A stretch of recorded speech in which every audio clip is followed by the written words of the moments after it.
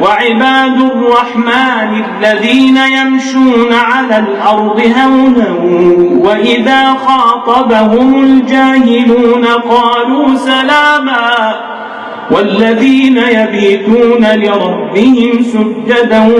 وقياما والذين يقولون ربنا اصرف عنا عذاب جهنم إن عذابها كان غراما إنها ساءت مستقرا ومقاما والذين إذا أنفقوا لم يسرفوا ولم يقتروا وكان بين ذلك قواما والذين لا يدعون مع الله إلها آخر ولا يقتلون النفس التي حرم الله إلا بالحق ولا يزنون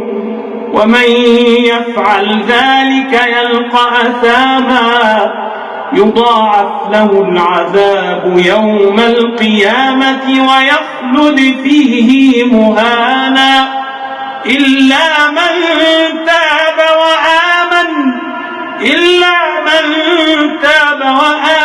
وعمل عملا صالحا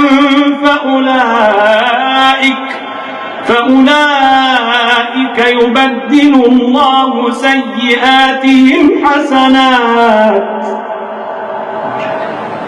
وكان الله غفورا رحيما ومن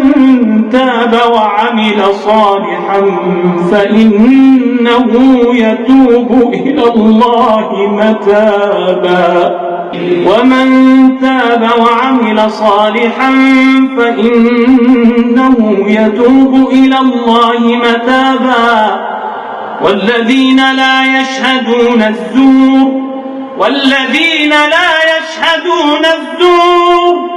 والذين لا يشهدون الزور وإذا مروا باللغو مروا كراما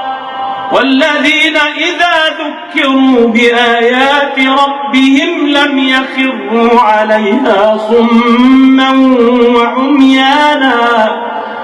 والذين يقولون ربنا هب لنا من أزواجنا وذرياتنا قرة أعين واجعلنا للمتقين إماما أولئك يجزون الغرفة بما صبروا ويلقون فيها تحية وسلاما خالدين فيها حسنت مستقرا ومقاما